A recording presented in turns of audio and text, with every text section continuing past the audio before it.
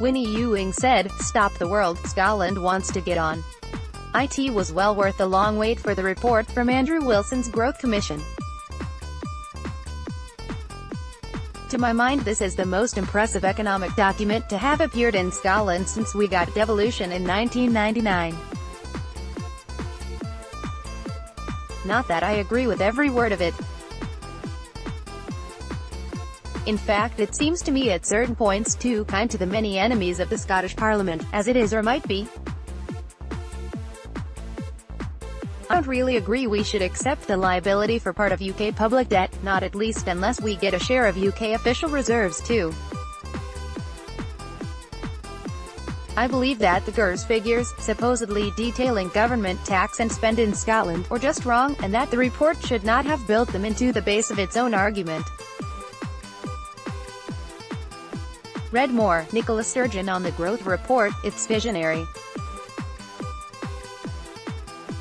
It's unapologetically ambitious. Read more, Nicola Sturgeon. New economic plan will be the foundation of independence. Read more, The National View. IndyRef2 must now follow Growth Commission report. Read more, key points from the Sustainable Growth Commission report. But what I like most is how the report directs our gaze away from the quibbling grievances of the past towards the opportunities of the future.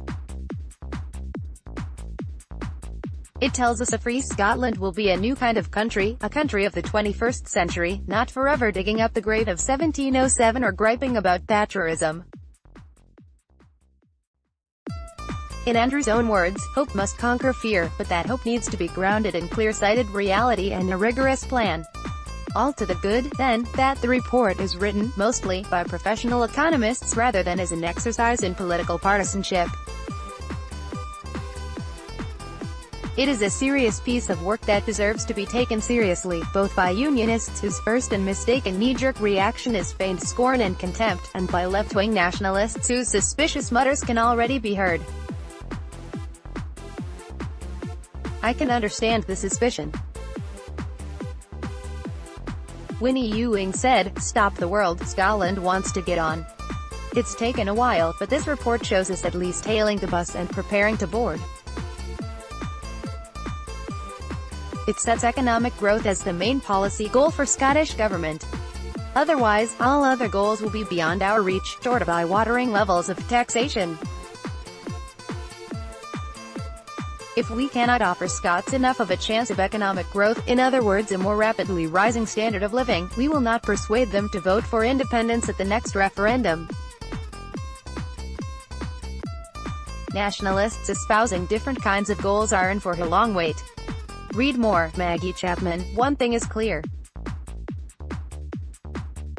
The status quo is not an option. Read more, George Caravan. Growth report gets an A for effort, B for currency. Read more, Craig Dalzell. It's a mistake not to launch our own currency. The second main goal is to make public expenditure sustainable.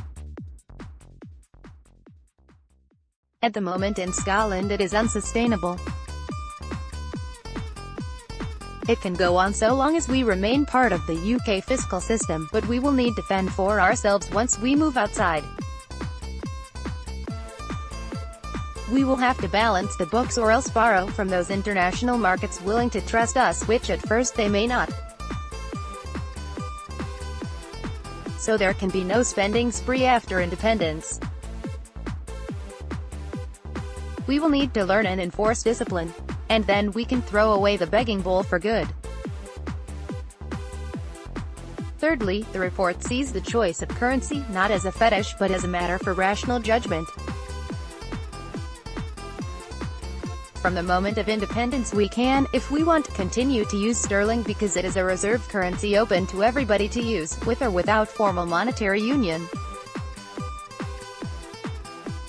After a period we can move to establish a Scottish currency if that suits us, which will be an essential step towards eventually joining the euro, something we should probably set as our ultimate aim.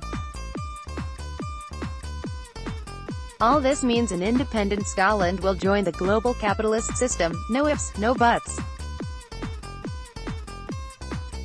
This is in fact the only course the future nation can follow, unless we want to join a socialist bloc with Cuba, Venezuela and, North Korea.